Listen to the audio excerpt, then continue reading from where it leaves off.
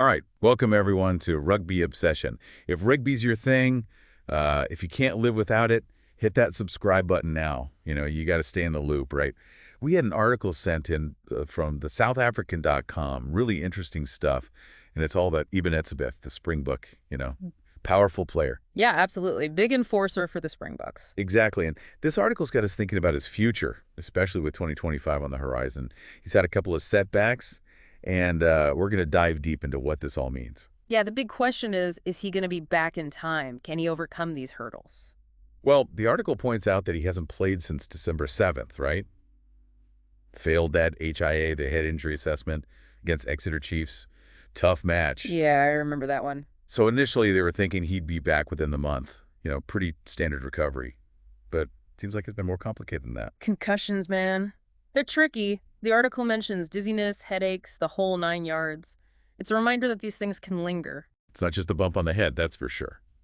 And it really highlights the importance of taking these injuries seriously. You can't rush back from something like that. Absolutely. Player welfare is paramount, right? Yeah. You got to protect these guys long term. And it's understandable that, when a few weeks become months, people start wondering. The article even mentions whispers of retirement. 3 months, that's a long time. Yeah, it's a big chunk of the season.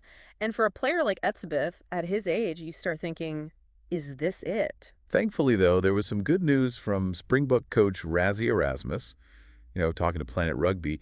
He said that Etzebeth was symptom-free, gone through all the protocols, and should be good to go for 2025. Yeah, that's a relief, right? Gives everyone a bit of hope. It shows he's on the right track, at least from the concussion standpoint. It was a positive update, no doubt. Yeah. But, like the article then goes on to say, just when things seem to be looking up, bam, another setback. Hamstring strain during a Springboks alignment camp. Oh, man, that's brutal. These guys train so hard, their bodies are pushed to the limit.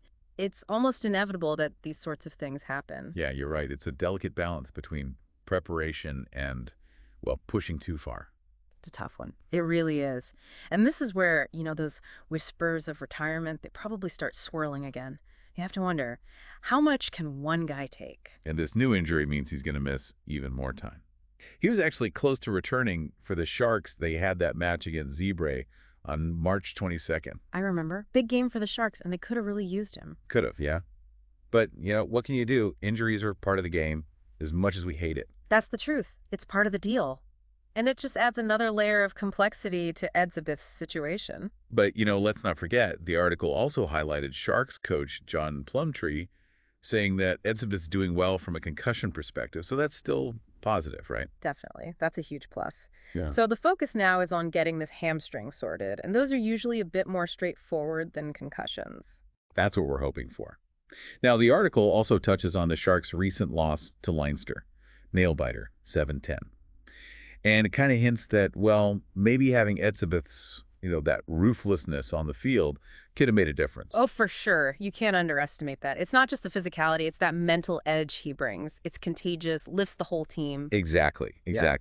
And, this is where it gets interesting because it shows how one player's absence can really impact the whole team dynamic. It's a ripple effect, and in a tight-knit squad like the Sharks, that's amplified even more. And this is why when we talk about Etzebeth's return, it's not just about him. It's about the whole team, the whole Springbok setup. It's a big deal for everyone involved, the fans, the coaches. Everyone's eagerly waiting to see him back in action. Now, here's something I love. The article actually reaches out to the fans, asks them, what's your favorite Springbok Etzebeth memory? And they've got ways for people to share their thoughts, comments, even WhatsApp. I love that. It's engaging the community, making them part of the story. It's brilliant, right? And that's what we want to do here, too. We want to hear from you guys. What's your favorite Etzebeth moment? What comes to mind when you think of him on the field? Was it a huge tackle? A try-saving stop? Share it with us. Let's get a conversation going. Exactly. Let's make this a community thing. And hey, while you're at it, if you haven't already, make sure to subscribe to Rugby Obsession. We're bringing you all the rugby deep dives all the time. Keep those notifications on. So, wrapping things up, the situation with EBEN ETZEBETH, it's a bit of a roller coaster ride, right? The positive news about his concussion is great, but this new hamstring injury, it throws another wrench in the works. Yeah, sport can be unpredictable, that's for sure. 1 minute you're almost back, the next you're sidelined again. It's tough, man. But hey, what we do know is that Rassie seems optimistic about Etzebeth being ready for 2025. And that's what we're all hoping for, right? To see him back at his best, doing what he does best. It's going to be a while, though. And in the meantime, the Sharks, they're going to have to find a way to manage without their enforcer. Yeah, it's a big loss for them, no doubt. But they've got a talented squad. They'll find a way to adjust. And, this whole thing, it just highlights the dedication, the resilience of these players. It's not easy coming back from these injuries, but they do it. It's a testament to their mental strength, their commitment to the game, and that's something we can all admire. Absolutely. And, we talked about it before. The article's attempt to involve the fans, that's awesome. It's what makes rugby special. It's that connection, that passion. Yeah, it's more than just a sport, it's a community. And that's what we're trying to build here, too. Exactly. So with that said, we want to hear your thoughts, your predictions, your favorite Etzebeth memories. Hit us up in the comments. Let's keep the conversation going. Don't be shy. We want to hear from you. And as always, don't forget to subscribe to Rugby Obsession for more deep dives into the world of rugby. We'll be back with another episode soon, so stay tuned. See you then. Thank you for listening to the Rugby Obsession podcast. We look forward to you listening to our next episode.